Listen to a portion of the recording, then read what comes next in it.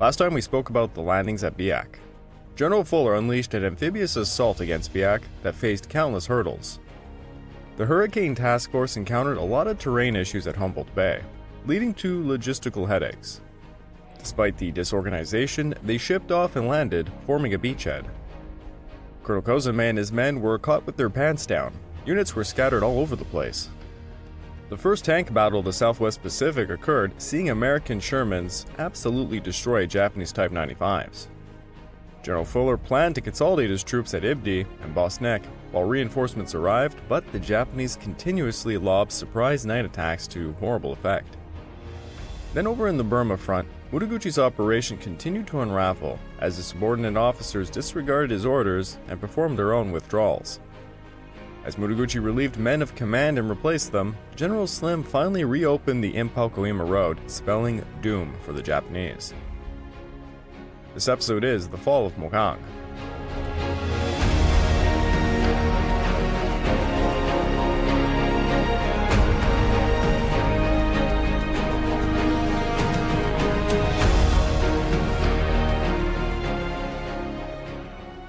Welcome back to the Pacific War podcast week by week, and I'm your dutiful host, Craig Watson. But before we begin, I just wanted to remind you all that this podcast is only made possible through the efforts of Kings and Generals over at YouTube. Perhaps you want to learn a bit more about World War II? Kings and Generals has an assortment of episodes on World War II, and so much more, so go give them a look over at YouTube. So please subscribe to Kings and Generals over at YouTube and continue to help us produce this content by checking out www.patreon.com/kingsandgenerals. Hey, don't forget about our sister podcast over at The Age of Conquest, The Fall and Rise of China podcast, written and narrated by me. And if after all that, if you're still hungry for more history, why don't you check out my personal channel, the Pacific War channel, over at YouTube. Over there I'm about to release a full series on the Japanese invasion of North China and Inner Mongolia. Also, please check out my Patreon account at www.patreon.com/the Pacific War channel, where for as little as $2 a month, you get access to the exclusive Patreon podcast, early access to all the content I make, voting rights for what I'll tackle next, and if you join the higher ranks, there's many other goodies, so please check it out. As General Vinegar Joe unleashed what he believed to be a masterstroke against Bitkinya, it soon turned out to be an absolute gruesome struggle. As we last saw, General Stilwell's men had begun a long and difficult siege of Bitkinya. The 22nd and 38th Chinese divisions were now pinned down by General Tanaka's battered 18th Division south of Mang. To the south, Brigadier Calvert's Chindits began a battle for Mogaung, which forced General Takeda's 53rd Division to suspend the relief of Bitkinya, to rush back over to reinforce the town. Though the Mogaung garrison and the 1st Battalion 128th Regiment to the north had been effectively destroyed by the Chindits and Chinese attacks, the Japanese had been able to maintain their hold on Mogaung by mid-June. Over to the east, General Wei's Y Force opened up a new offensive in Yunnan, gradually pushing Colonel Kuroshige's 148th Regiment to Tenchong, but failing to seize Longling against the tenacious resistance of General Matsuyama's forces.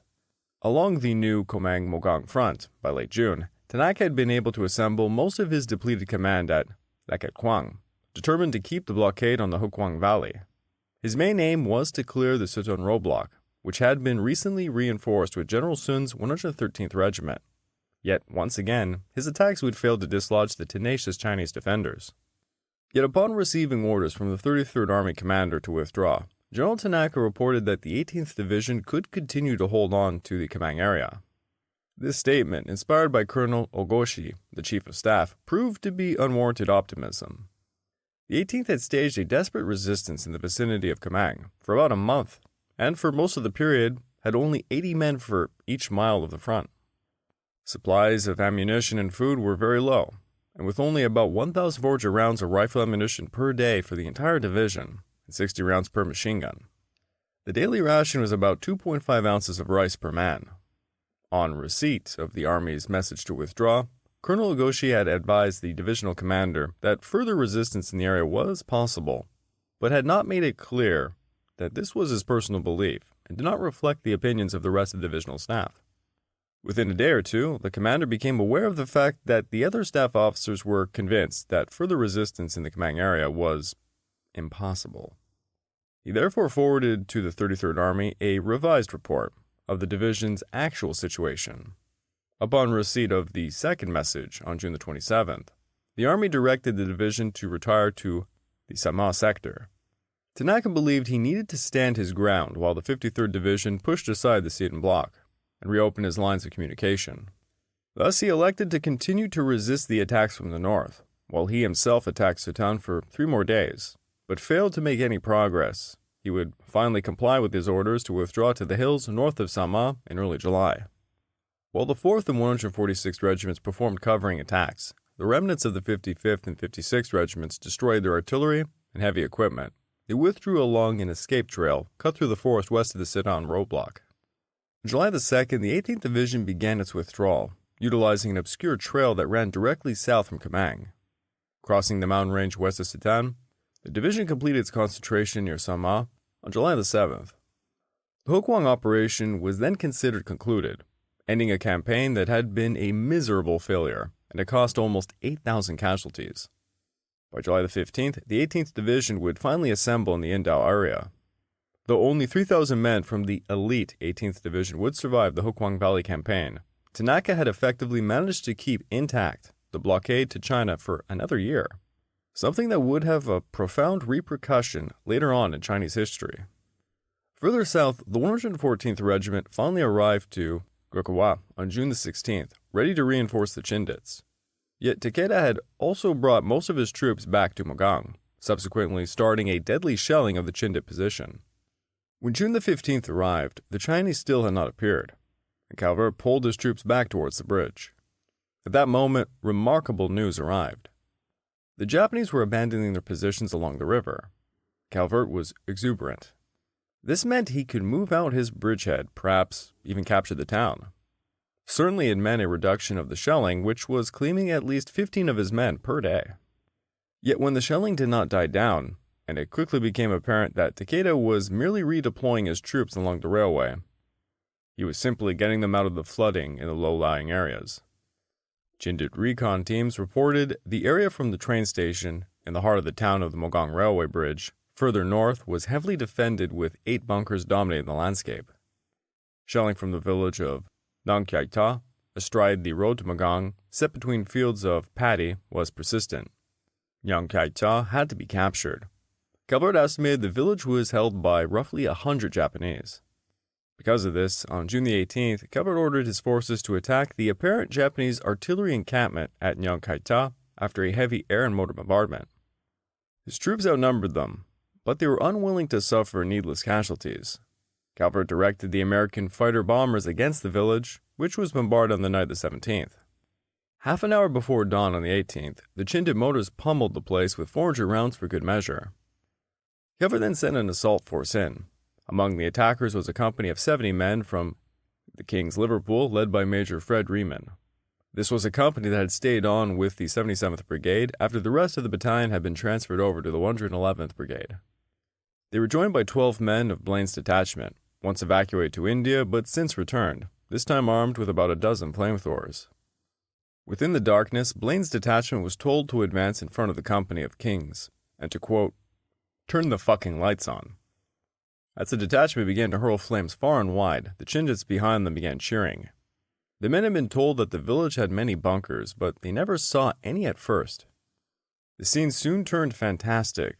They went through the entire village with, quote, with 20 or 30 yards of flame shooting out in front. They soon found the bunkers. The Japanese became crazed with fear, especially after the British began yelling, "Put on the fucking lights," and then turning the flamethrowers their way. Many Japanese fled the bunkers, joined by those outside. They fled through the paddy fields, making for the railway station 400 yards away. Calvert's machine gunners had been waiting and they blazed away, killing at least 40. Meanwhile, the rest of the Fusiliers and the Kings walked up the paddy, picking off the Japanese hiding or trying to crawl away in the ditches. Calvert, his mobile brigade Major Brash, and his orderly Lance Corporal Young decided to join the mop-up, shooting at the Japanese while standing on chairs, as more Fusiliers began clearing the last of the bunkers, hurling grenades into them and blasting inside with flamethrowers. As twilight set in that day, the most peculiar thing happened. The Fusiliers were cooking an evening meal in their newly won positions, when a weary 7-man patrol walked into their billet and began to take off their kit. The Fusiliers, who looked up casually, noticed to their horror that the new men were Japanese. The Japanese, for their part, had not even noticed. The Fusiliers lunged for their weapons and opened fire. The Japanese patrol did not survive.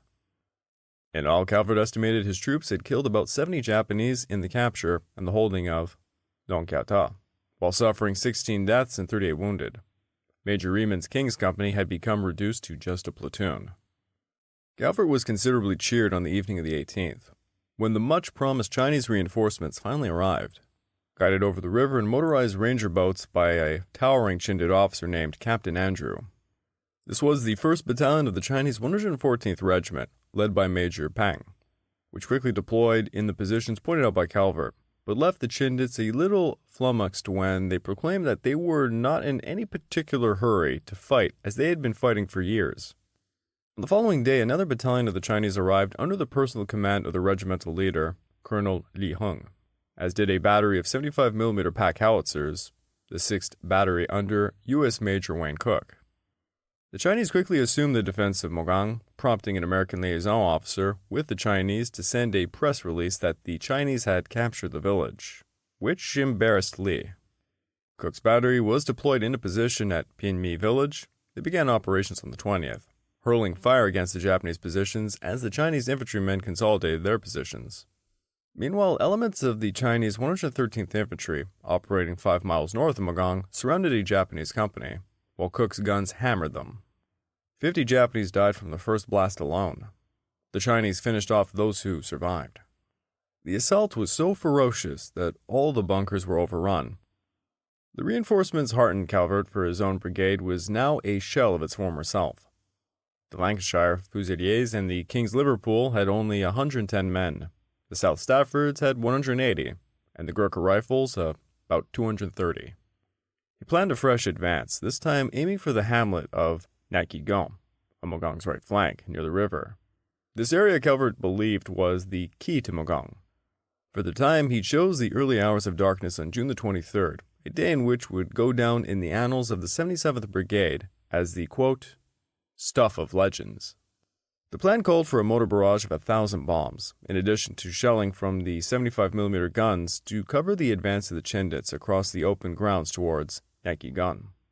The Gurkhas were to move on the right, with the South Staffords on the left.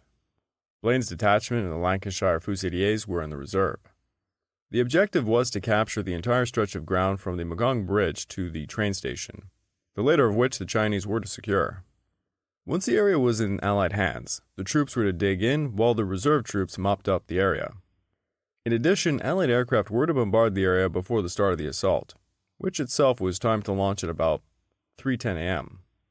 In the dark, section commanders were heard telling their men, "We attack Mogaung tonight, and once we've taken it, the brigadier says we are through."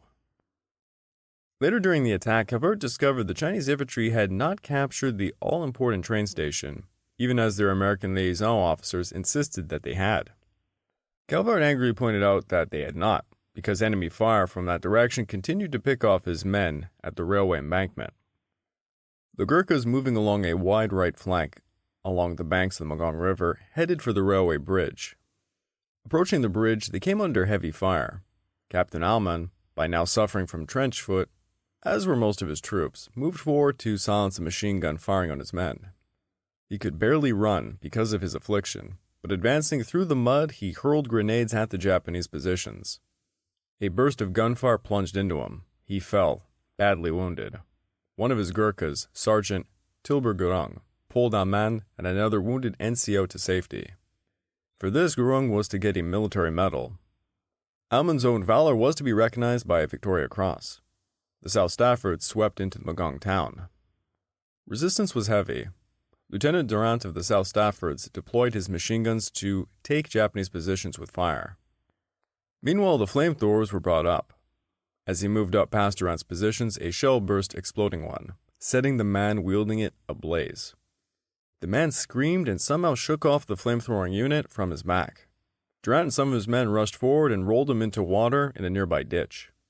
The Japanese had dug in beneath the ruins of a brick house, from where they were stubbornly holding Staffords at bay. The rest of the flamethrowers moved in and sprayed the building.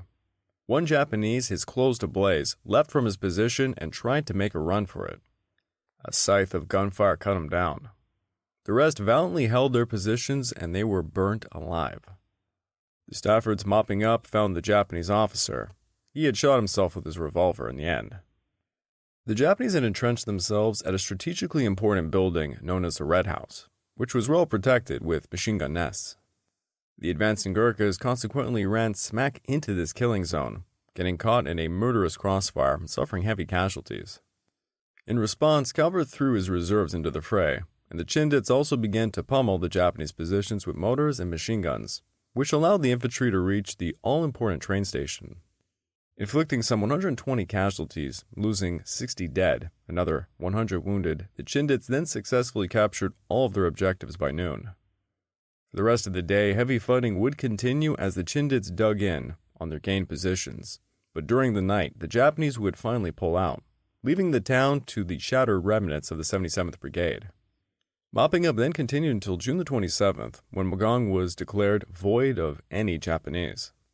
Though this was the first major town to be recaptured in Burma, Calvert lost over 250 killed and 500 wounded at Mogaung, which was more than any Chindit formation was prepared to take. This was also a bittersweet victory for Calvert because Stilwell would claim that the town had actually been taken by his Chinese troops, even though the Chindits had done most of the fighting. Stilwell wrote in his diary on June the 27th, "Good news from Mogaung. We finally have it." Then came the remarkable broadcast from Stilwell's headquarters via the BBC. The Chinese had captured Mogaung. There was absolutely no mention of the Chindits. Calvert was incensed. Colonel Lee was appalled, and he apologized profusely. "If anyone had taken Mogaung, it is your brigade, and we all admire the bravery of your soldiers." Calvert, his anger against Stilwell unmitigated, sent a message to the U.S. headquarters. "Chinese reported taking Mogaung. My brigade now taking umbrage." This prompted Stilwell's staff to scour the maps for the location of umbrage. Meanwhile, congratulations poured in from Natang, from Scotty Scott, from John Masters, and the other brigade commanders. Among the lot, there was one from Derek, Tulach, which struck Calvert's heart the most. "Wingate would have been proud of you." After this defeat, and the learning of the concurrent withdrawal of the 18th Division, Takeda's 53rd Division would withdraw to the Sama River line in early July, where it was also reinforced with the recently arrived 119th Regiment. Now back over at Kenya, General Boatner had to order a stop to the attacks after June the 18th because of the heavy casualties. For the time being, tunneling would be used to close with the enemy. On June the 25th, however, Boatner would have a severe case of malaria that would force him to abandon the front lines. This led General Stilwell to appoint Brigadier General Theodore Wessels in command of the McKinney Task Force on June the 26th. Luckily for Wessels, the situation started to improve after the fall of Mogaung, as the Chinese troops there could now move up the railroad to connect with Wessels' forces. This removed the recurrent menace of a Japanese drive from Mogaung, guaranteeing the reinforcements and the opening of a ground line of communications, and further eliminated one of General Minakami's two bases from which supplies had trickled into the Japanese perimeter. Despite this, the only gains in the week of June the 25th were a few hundred yards taken by the 150th Regiment and the 236 Engineers. Alongside this, Stilwell ordered the 1st Battalion, 42nd Regiment, to penetrate through the Japanese positions towards Sitapur on June the 28th. They would drive deep into the Japanese defensive system, leading Stilwell to hope this was the turning point. On receiving Japanese fire, they halted and dug in. Air supply was necessary. In response, Wessels dispatched some Marauder reinforcements. F Company, unaware it had lost its way, and under an inexperienced commander, proceeded with a small point almost directly ahead of the marching column. The company commander at the head of the point met a small group of Orientals who he took to be Chinese and who greeted him affably. The strangers then suggested he and his party lay aside their guns. At this point, the commander realized that they had just been ambushed, and he gave the alarm. The Japanese machine guns opened up on his trapped column, inflicting heavy casualties. Some of his men made their way back to the Allied lines, but the company was never reconstituted, and it was broken up and distributed amongst the rest of the Galahad unit. For his constant gallantry during a stubborn 8-hour rearguard action, which permitted the survivors to extricate themselves from an ambush, Private First Class Anthony Ferenz of the New Galahad unit received the Distinguished Service Cross. Wessels then planned to launch a set-piece action to capture a stretch of the Impa Road. Over in the Yunnan front, Colonel Matsue's 113th Regiment had successfully relieved pressure from Longling by mid-June.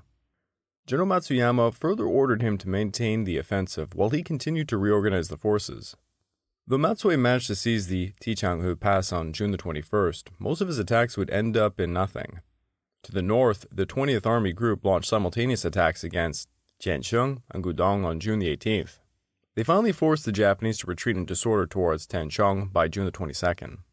With the fall of Tiansheng, the Japanese had been forced to abandon the upper Shuili Valley, and they were now moving in some disorder towards Tiansheng over 3 excellent trails. In Tiansheng, they left behind large quantities of ammunition and a few pieces of artillery, suggesting a disorganized withdrawal. 150 dead Japanese were found in Tiansheng itself. More than 300 Chinese gave their lives for the village. Due south of Tiansheng, the Japanese hastily destroyed their pontoon bridge to slow the Chinese pursuit. On reaching the Tiansheng-Baifeng-Gudong line, the 20th Army Group had wrestled 4,000 square miles from the Japanese control in just 40 days of fighting. The advance had been made over the precipitous ranges of the Kalukung Mountains in almost constant rain, a downpour sometimes heavy, sometimes light, rarely abating, and always turning to fog and sleet in the higher altitudes. More than 150 coolie supply porters fell to their deaths from the narrow, slippery trails that snaked precariously over the mountains. On June the 25th, General Wei received a personal order from Generalissimo Chiang Kai-shek to take Tancheng. A few days later, the 20th Army Group, though delayed by the need to rebuild bridges over each of the swift mountain streams that crossed its advance, they had pressed the Japanese rearguards back to the hills that surrounded Tancheng at a distance of 2 to 3 miles from the formidable walled town itself. Meanwhile, the 14th Air Force was trying to soften up Tancheng by daily attacking it with bombs and machine gun fire. The outer defenses of Tancheng were pillboxes covering every avenue of approach, supported by over 6,500-foot-high fortified mountain peaks, like that of Leifangshan, known in English as the place where the birds come. Here were 600 or more Japanese, with most of the garrison's artillery. Tancheng itself was girdled by a massive wall of earth that in some places was 40 feet high and 60 feet thick at the base, faced throughout with great slabs of stone.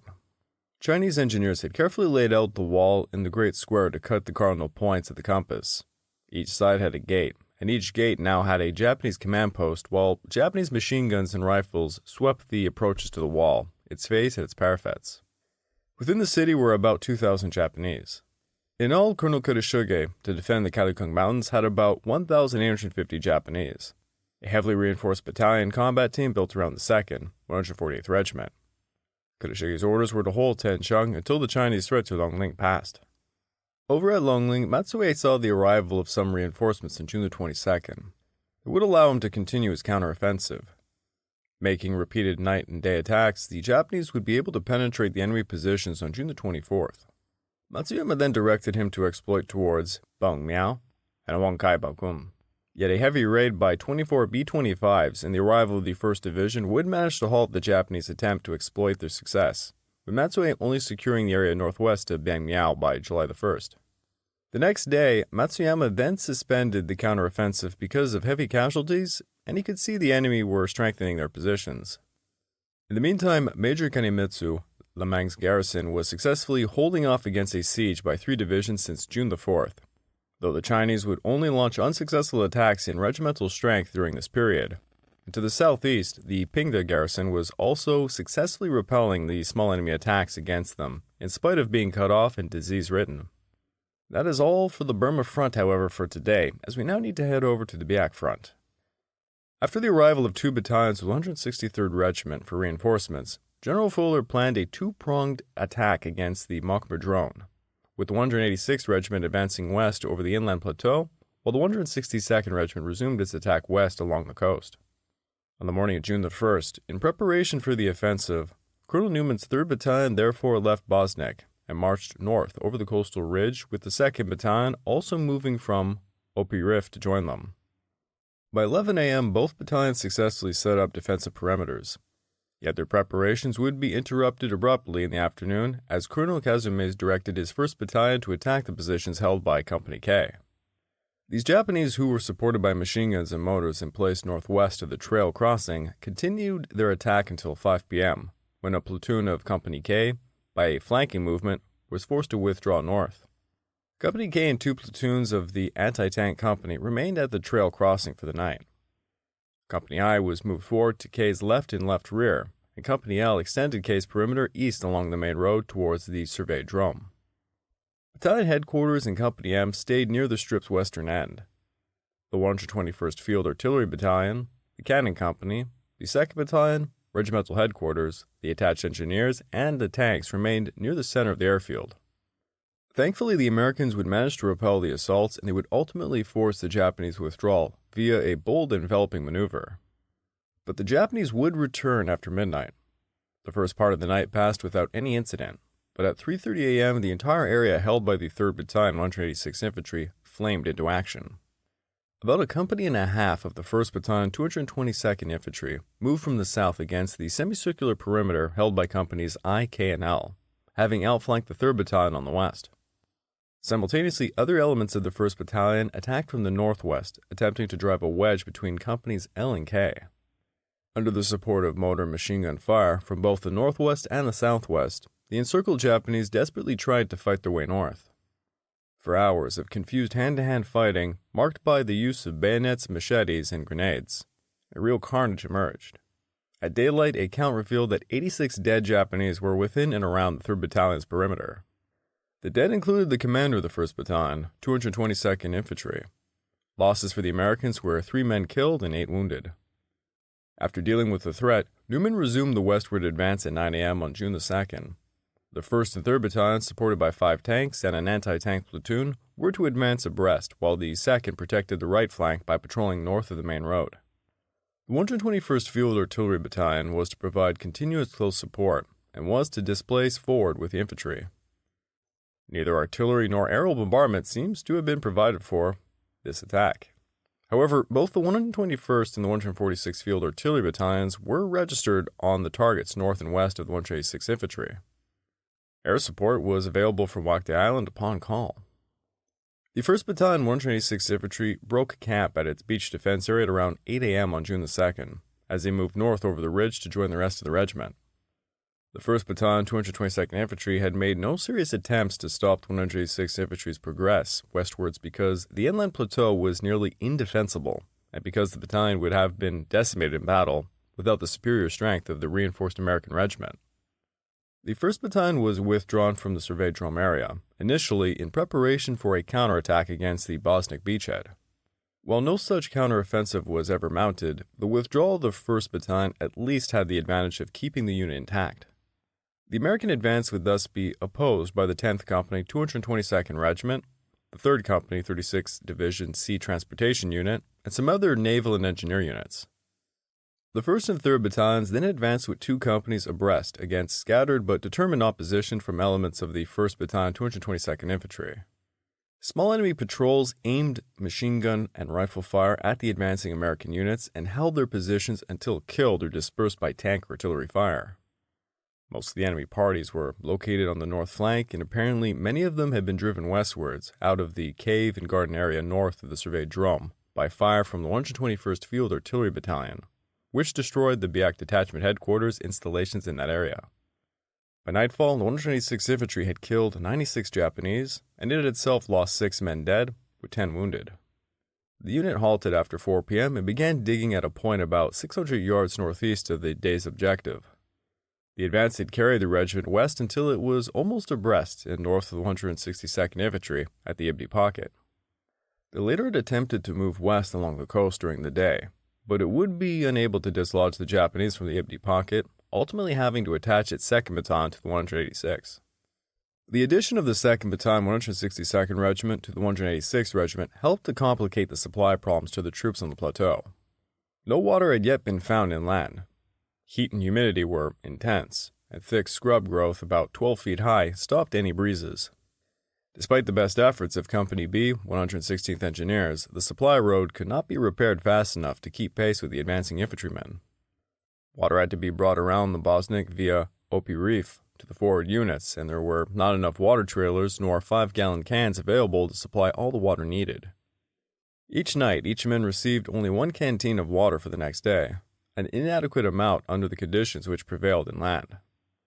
The water situation and the necessity for hauling all of the supplies north through Opie Reef did more than delay the 186th Regiment's progress westwards, than did the opposition of the 1st Battalion 222nd Regiment.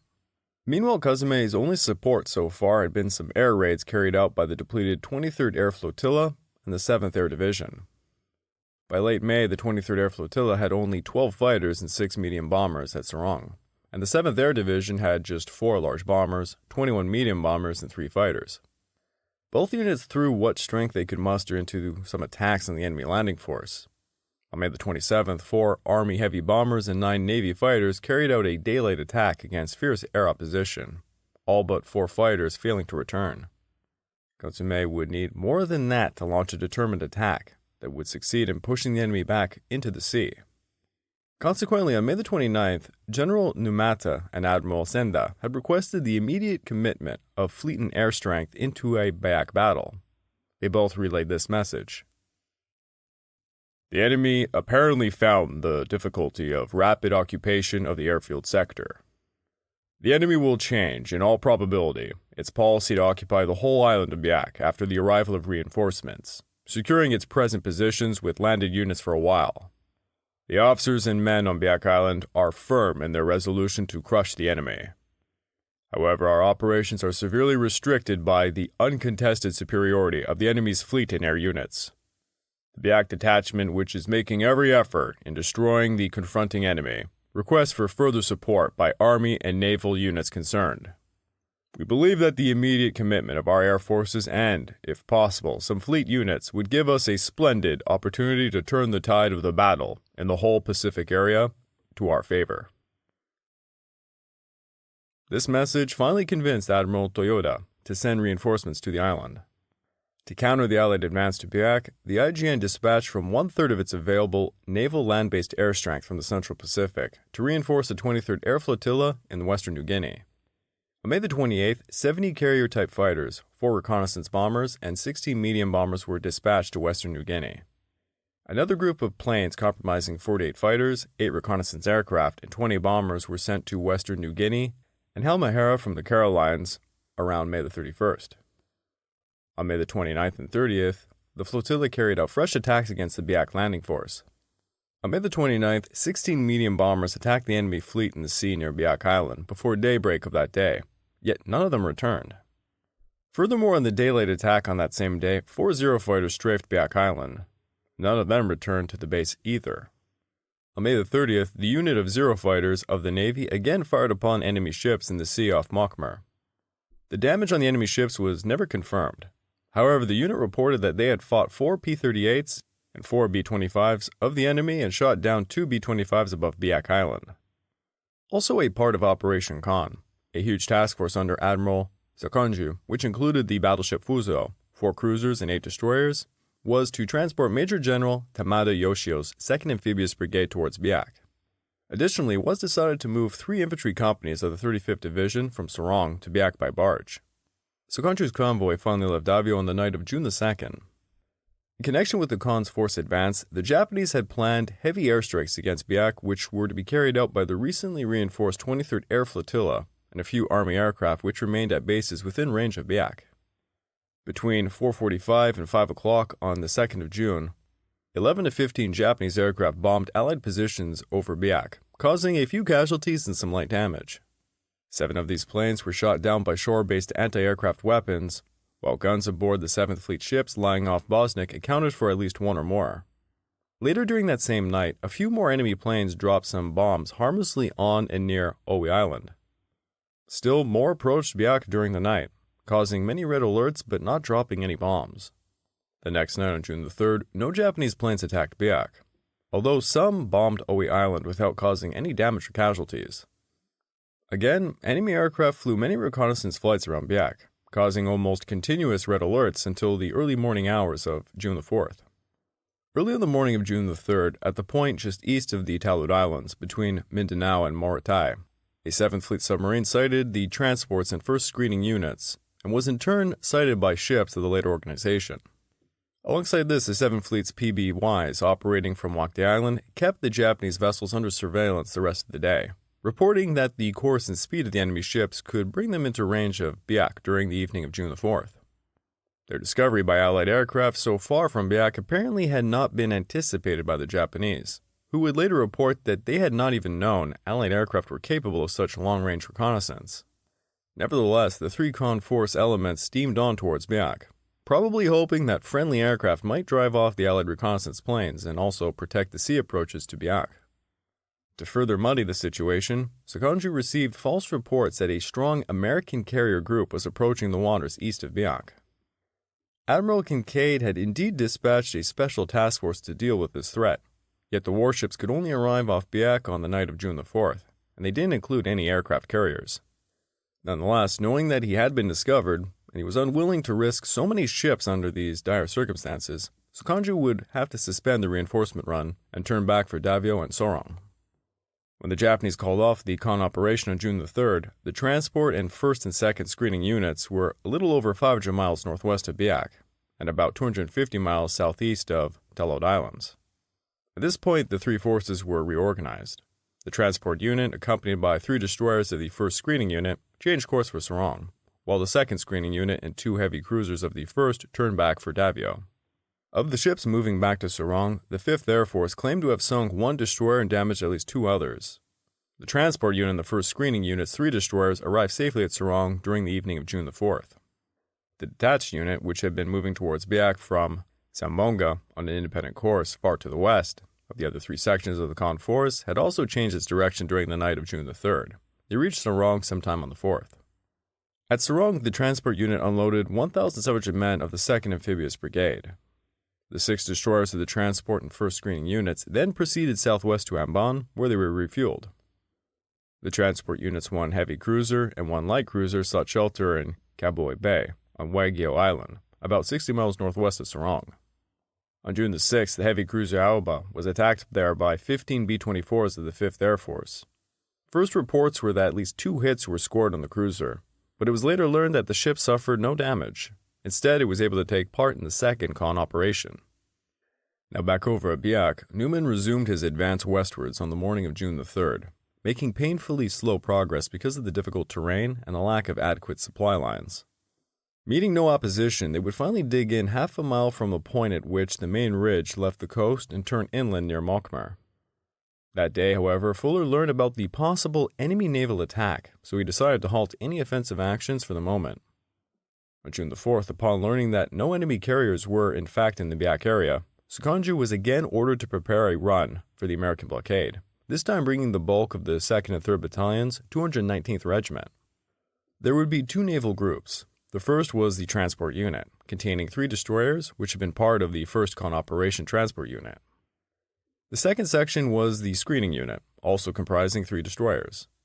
For the 2nd con operation, there were 2 detached units, the first one with 1 heavy and 1 light cruiser, while the 2nd detached unit included small craft and patrol boats, which would put into Sorong at the end of the 1st con. The 3 destroyers of the transport unit were to each embark 200 infantrymen at Sorong. In addition, the destroyers of either or both the transport and screening units were to each tow to Biak 1 landing barge crammed with troops, probably about 30 to 50 men each. Boy, oh boy, does that smell of desperation. Makes the Tokyo Express look practical. After 2 quiet nights, meanwhile, Newman decided to send 3 battalions forward towards the north-south section of the main ridge northwest of Mokmar on June the 5th. Warned by the regimental commander that it was important to secure a foothold on the ridge before the Japanese could deny it to the 186th Infantry, the 3 assault battalions started westwards at about 8 a.m. on June the 5th. Lack of water again slowed the advance. No water had been received in the forward area since the morning of June the 4th, and Colonel Newman had ordered the troops westwards against the advice of his staff and battalion commanders. At about noon, however, heavy rain fell. The regimental commander ordered all of his troops to halt, so that they could catch rain in their ponchos and fill their canteens. Had it not been for this lucky break, we would have undoubtedly had to have halted until mid-afternoon. As events turned out, no Japanese opposition would be encountered, and by 3 p.m., the 3rd Battalion 186th Infantry was within 500 yards of the main ridge. Although Newman and General Doe had wanted to secure the dominating terrain to the north and northwest of the airfield, they would receive direct orders from Fuller to immediately seize Mogaung and the beachhead on the coast directly south of the strip. Throughout the morning of June the 6th, the 186th Infantry directed most of its efforts to bring supplies up to the forward units.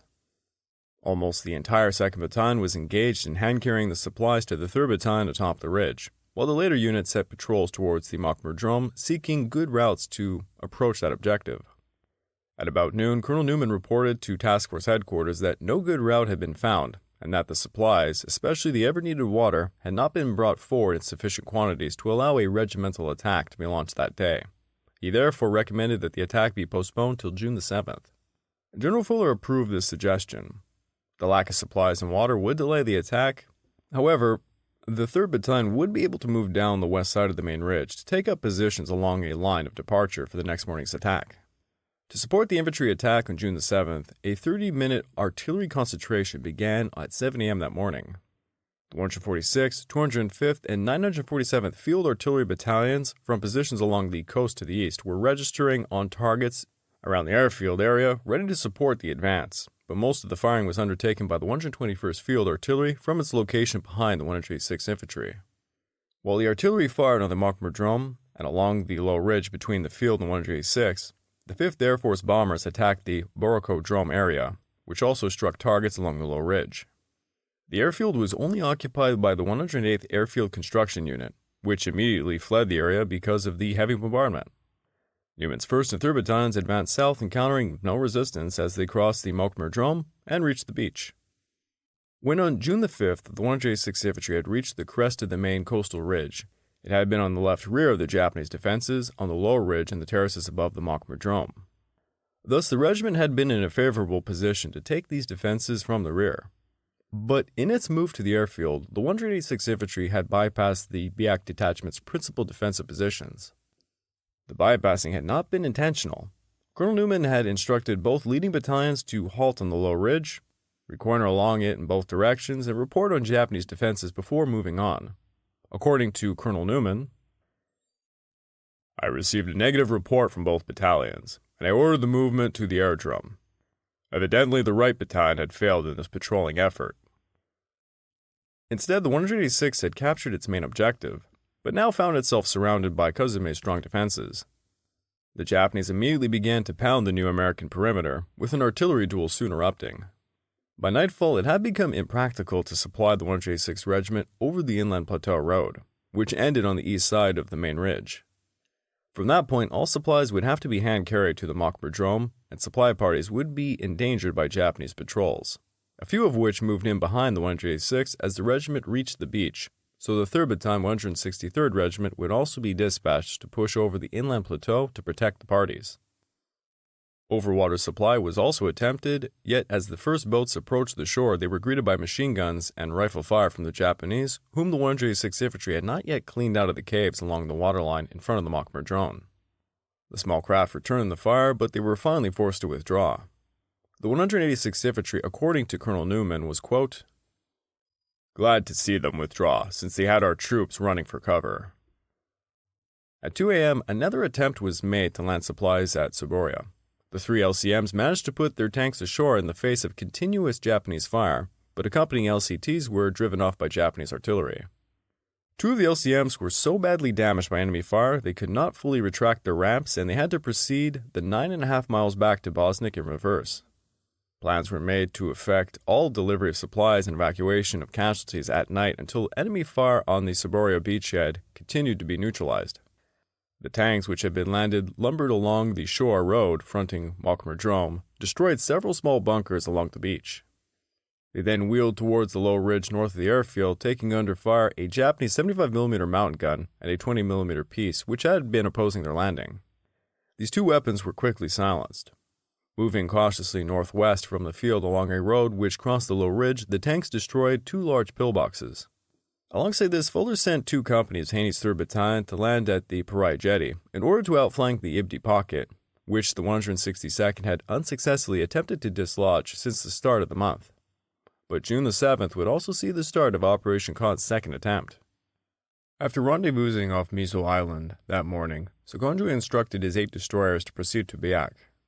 Air cover was to have been provided by planes of the 23rd Air Flotilla, but the Cape area was being patrolled by Allied aircraft on June the 8th, and at about 1:30 a.m., the 23rd Air Flotilla, cover of 6 planes, was shot down or driven away by the 5th Air Force's P-38s.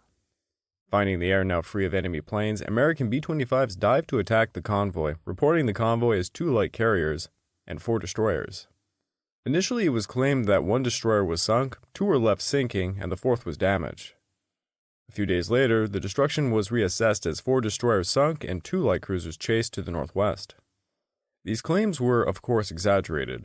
1 destroyer, the Hirosame, was holed by a near miss and sank rapidly, the bulk of her crew being saved. Another destroyer was damaged by a bomb and took some water on. 2 others were slightly damaged by strafing. Neither speed nor navigation was impeded for any of these 3. The 2 light cruisers reported by the Allied planes were, of course, the other 2 destroyers. These 2 might have taken some evasive action by heading northwest for a short time, but as soon as the Hirosame crew had been rescued and the Allied planes had disappeared, the convoy reformed and continued on towards Biak. Undeterred by reports of strong enemy elements in the area. By nightfall, however, it was on a collision course with the cruisers of Admirals Crutchley and Berkey. At about 6 a.m. on the 8th, the transport and screening units received a report from a Japanese aircraft that an Allied naval force comprising 1 battleship, 4 cruisers, and 8 destroyers was moving west at a high speed from an undesignated point east of Biak. The report was at least partially correct. The Allied task force, which had been formed on June the 3rd, had been reassembled on the 8th, having been alerted by reports of an air-sea battle off of Cap de Gordehoop. But the Japanese convoy commander apparently took his air reconnaissance report with at least 1 grain of salt. Perhaps he believed that the similar information received on June the 3rd also had proved inaccurate. The transport and screening units steamed on despite the fact that the Cap de Gordehoop action had put the force behind schedule. At 11:30, the 2 enemy groups were approximately 40 miles off the north coast of Sopirodi Island, ready to turn southeast towards Coram Bay on the northeast side of Biak. Minutes later, a destroyer in the van sighted the Allied task force heading northwest around Biak. The convoy commander quickly realized that he was badly outnumbered, and he decided that discretion was called for. The Japanese convoy slipped towards the Mapi Islands, seeing the Allied destroyers failing to pursue them. Yet that is going to be all for Biak for today, as we now need to head over to the Waktis Army front. General Sibert was preparing to resume the westward offensive. By June the 14th, the 20th Regiment had relieved the 158th at the Tirfom River, and although Sibert wanted to complete unloading of his remaining units before sending the 20th to push westward, General Kruger ordered him to start an immediate offensive on June the 18th. Now, however, they were up against almost the full strength of General Tagami's 36th Division. Company B pushed on towards the village at the entrance of the defile between Lone Tree Hill and the eastern nose of Mount Saksin. This advance was greeted by a hail of fire from Japanese automatic weapons and placed in the defile fire reminiscent of the opposition encountered by Company B, the 158th Infantry, at the same place more than 3 weeks earlier. The 20th Infantry Company B tried to outflank the enemy position to the south, but they were halted by intense Japanese machine gun fire. Tanks set forward to aid the infantry were unable to reach the enemy guns because the terrain was impassable to tractor-wheeled vehicles, which could scarcely negotiate the rough road, let alone the thick jungle and rising ground to the south. Late in the afternoon, Company A was sent forward to Company B's position, but both units encountered heavy fire and soon they lost contact with the rest of the 1st Battalion. The 2 companies remained for the night in an isolated perimeter near the village at about 400 yards west of the main body. The 3rd Battalion had moved north off the coastal road during the morning, and in the late afternoon it had established a perimeter extending south 200 yards from the beach along the east bank of the Snaky River. The battalion had encountered little opposition during the day, but patrols which had crossed the Snaky River before dark reported finding many Japanese defensive positions on the eastern slopes of Lone Tree Hill. A gap which existed between the 1st and 3rd Battalions was partially filled just before nightfall by elements of the 2nd Battalion, which were sent forward late in the afternoon. Casualties during the day were just 4 killed and 28 wounded. The 1st and 3rd Battalions, 1st Infantry, moved across the Tor River in the morning of June the 20th. They took over positions in the vicinity of Mafin No. 1, vacated by the 20th Infantry. The 2nd Battalion, 1st Infantry, assumed responsibility for the protection of the bridgehead across the Tor. The following morning, Silbert then directed his units to patrol extensively in order to locate enemy strongpoints in and around the hill. Thanks to the information gathered, the 3rd Battalion would attack towards Rocky Point in the afternoon. At the top of Lone Tree Hill was a stretch of rough but generally level ground lying mostly along the western part of the hill. This flat ground, about 700 yards long north to south, was shaped like a crude dumbbell. At its northern end, the level area was about 300 yards wide. It narrowed at the center of the hill to less than 100 yards but broadened again on the south to a width of about 250 yards. There were many coral upcroppings, potholes, and small crevices, while on the north the hill terminated into a very rugged prominence called Rocky Point. This terrain feature, which extended into Muffin Bay and the central mass of Lone Tree Hill, was about 300 yards wide, east to west. Its northern face was not heavily overgrown, as the rest of Lone Tree Hill. Although Rocky Point's northeastern slope was steep, foot troops could climb that face with more ease than they could approach the top of Lone Tree Hill from most other parts. A deep ravine ran southwest into the central mass of Lone Tree Hill from a sandy beach on the east side of Rocky Point. The floor of the ravine varied from 20 to 30 yards in width, and its nearly vertical western wall was 40 to 50 feet high. Both sides were honeycombed with natural or man-made tunnels, caverns, and small caves, most of which were connected with each other by underground or deeply deflated passages. Some caves reached a width of 40 feet, a depth into the hillside of 50 feet, and a height of 20 feet. The ravine terminated on the eastern slope of Lone Tree Hill to a steep grade at a narrow central portion of the hilltop.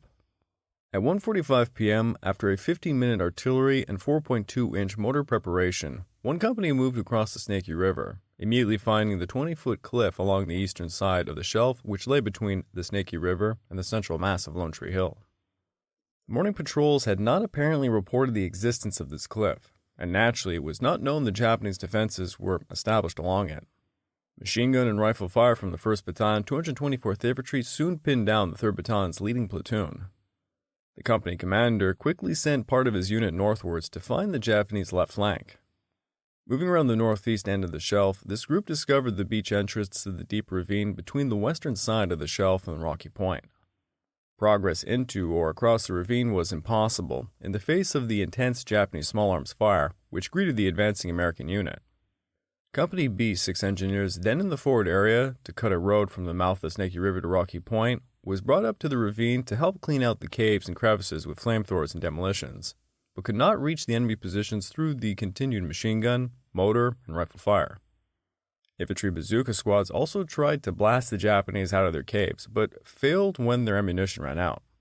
Since there was no time to bring additional rockets forward before dark, all elements of the 3rd Battalion and the engineer company were withdrawn to the east bank of the Snaky River for the night. The 20th Infantry was to continue the assault on the morrow, with the 3rd Battalion moving against Lone Tree Hill from the northeast, the 2nd Battalion in reserve, and the 1st Battalion remaining in its holding position. On the morning of June the 22nd, after a heavy air and artillery concentration against Rocky Point, the 3rd Battalion once again attacked northwest with Companies K and I, successfully driving the Japanese back into their caves to reach the top of Lone Tree Hill, just south of Rocky Point. Meanwhile, another 2 companies had attacked the southwest to force their way up the southeastern slope of the hill, but they were subjected to heavy machine gun fire. They would have to withdraw and march north towards Company K and I. The 2nd Battalion also moved forward and took positions to the south of the 3rd Battalion. Worried about the American gains, Colonel Matsuyama personally led 2 companies in the afternoon to fall on the 3rd Battalion's perimeter with suicidal fury. Confused fighting, sometimes hand-to-hand, continued well into the night, with Matsuyama himself getting shot in his thigh. Yet this attack would successfully position the Japanese companies to the rear of the 2nd and 3rd Battalions, thus cutting them off from regimental headquarters. Matsuyama also recalled his 2nd Battalion from the Muffin Bay area, so he would employ these reinforcements to attack Silbert's 2nd Battalion on June the 23rd. At dawn on the 23rd, Japanese troops, some of whom were using American weapons and wearing parts of American uniforms, attacked the 2nd Battalion 20th Infantry from a deep ravine. The battalion initially held its fire, thinking that the enemy force might be a friendly patrol, and the Japanese were able to advance within 15 yards of the battalion lines before they had been recognized. It was an hour before the results of this error could be corrected, an hour during which both the 2nd Battalion and the Japanese suffered heavy losses. That hour ended with an enemy retreat. Isolated, the 2nd Battalion then decided to withdraw and march north towards the 3rd Battalion's perimeter at the top of the hill, getting harassed all the way by Matsuyama's forces. During the night, the Japanese launched a banzai charge against the perimeter, getting very close to retaking Lone Tree Hill, but suffering heavy casualties in the end. Upon learning that his battalions were cut off meanwhile, Silbert decided to outflank the hill by a shore-to-shore maneuver, and then continue the attack from both west to east. Accordingly, Company K and I of the 1st Regiment boarded 10 LVTs on the morning of June the 24th, and they moved to the beach just west of Rocky Point, under the protection of the 6th Reconnaissance Troop. Both companies would land successfully by midday against strong Japanese fire, though they would be pinned down on a narrow beach. Thankfully, Silbert also landed 4 tanks 2 hours later to secure the beachhead. This diversion would allow the 2nd and 3rd Battalion's 20th Regiment to begin clearing the Japanese from the many caves and crevices on Rocky Point, the deep ravine east of the point, and the hilltop plateau, further securing the supply route to the hill. By nightfall, no enemy counterattack developed, as Tagami had instead decided to withdraw the 224th Regiment to Hill 225, or known as Mount Saxon's Line, while the 223rd Regiment retreated behind the Waski River. Thus, Matsuyama's resistance in the area weakened, and the Americans were finally able to clear out Rocky Point. The next day, the 2nd and 3rd Battalion's 20th Infantry continued clearing Rocky Point, the deep ravine in the northern part of the hilltop plateau, and the eastern shelf, where a few scattered Japanese still held positions along the 20-foot-high cliff. Flamethrowers, demolition charges, bazookas, and hand grenades all proved successful in eliminating Japanese resistance and sealing or clearing caves and crevices. The task was easier on the 25th, for the Japanese slowly gave up the fight and they were killed or sealed off in their caves. Casualties continued to mount. The 2nd Battalion, 20th Infantry had only about 100 effectives by the end of the day, but many of the losses were not due to Japanese action. Many men were evacuated over the now secured supply route to the top of the hill as they fell from exhaustion or became sick. On the beach west of Rocky Point, Companies I and K of the 1st Infantry had little success in expanding their beachhead. The tanks proved useless in the area, and they were therefore withdrawn to Maffin No. 1.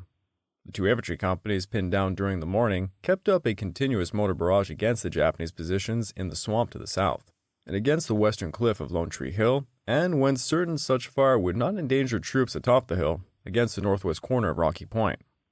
This mortar fire, coupled with operations on the plateau, began to have the desired effect during the afternoon, and Companies I and K were able to push their defenses beyond the narrow beachhead slightly southward and westwards, and towards the shore beneath Rocky Point. Once or twice during the afternoon, patrols were able to reach the top of Lone Tree Hill from the northwest corner of the point and established contact with the 20th Infantry units. Late in the afternoon, Company M of the 1st Infantry, operating from east side of the point, managed to push a patrol around the shore to establish contact with Company K. Although Companies I and K could find little tangible evidence of the results of their operations, they had actually wiped out the 223rd Infantry's defenses in the area just west of Lone Tree Hill. By dusk on the 25th, it had become obvious that the combined efforts of the 3rd Battalion, 1st Infantry, and the 2nd and 3rd Battalion's 20th Infantry had either cleared out the northern half of Lone Tree Hill or had forced the Japanese to withdraw. The later conclusion was nearly correct. The 36th Division decided on June the 25th to withdraw the bulk of the center and right sector forces west of the Waski River and establish a new defensive position, thereby keeping the 223rd Infantry, the bulk of which had not been committed to the action in Lone Tree Hill, more or less intact. Only the remnants of the 224th Infantry were to remain east of the Waskay River, and they were to withdraw into rough terrain southwest of Mount Saksin. At nightfall on the 25th, General Silbert estimated that his 3 forward battalions had lost approximately 140 men killed and 850 wounded, with a lot evacuated, including those who had been sent back to the rear because of wounds, sickness, and heat exhaustion, or psychoneurotic disorders. Known Japanese deaths in the northern part of the hill numbered about 344, but it could have not been estimated how much many more had been thrown over the western cliff, sealed in the caves, or carried off with the withdrawing remnants of the Japanese defensive force.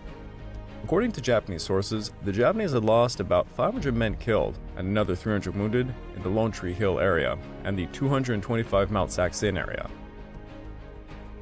I would like to take this time to remind all of you that this podcast is only made possible through the efforts of Kings and Generals over at YouTube.